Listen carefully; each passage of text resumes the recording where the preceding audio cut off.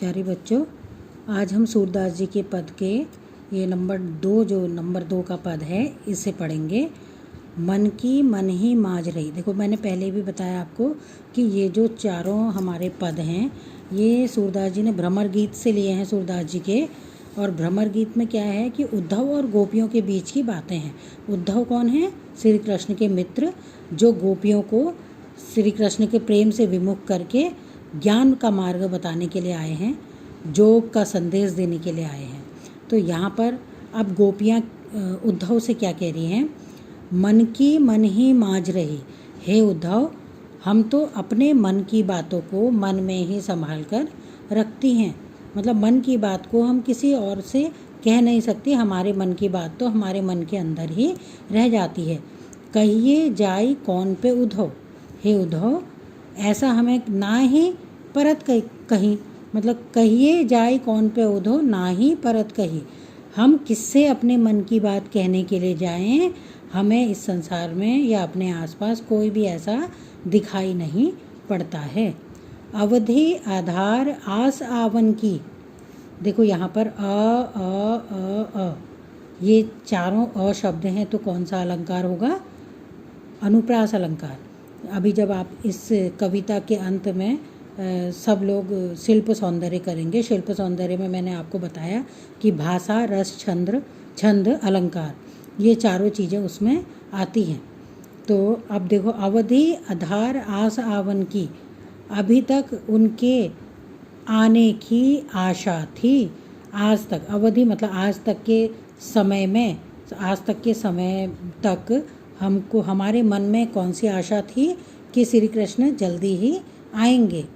इसलिए हम क्या कर रहे थे? तन मन व्यथा सही। मतलब अपने तन और मन में हम व्यथा, दुख को सहन कर रहे थे। अब इन जोग संदेशन सुनी।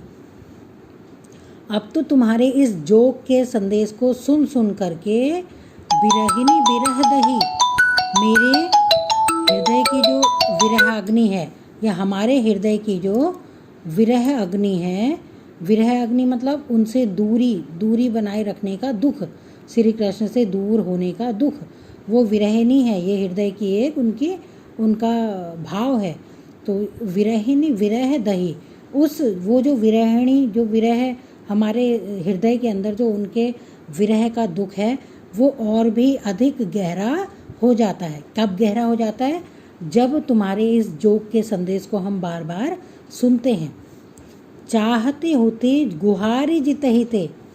अब हम जितना भी अपने हृदय में इस बात को संभालना चाहती हैं, या किसी से हम कभी अपने दिल की गुहार या दिल की बातों को बताना चाहती हैं, उतते धार बहे। मतलब उतना ही हमारे आँखों से अश्रु की धारा बहती है। अश्रु मतलब आंसू। उतना ही हमारे हृदय से आंसू की धारा बहने लगती है, जितना भी हम अपने हृदय में इस बात को संभाले रखती हैं। श्री कृष्ण के प्रेम की बात को हम अपने हृदय में जितना भी संभाले रखती हैं, ये उतना ही उनकी याद आते ही हमारे हृदय से, हमारे आँखों से वो धारा बह निकलती है, आंसू की धारा बह निकलती है। सूरदास अब धीर धरहि क्यों, मर ज्यादा न लही।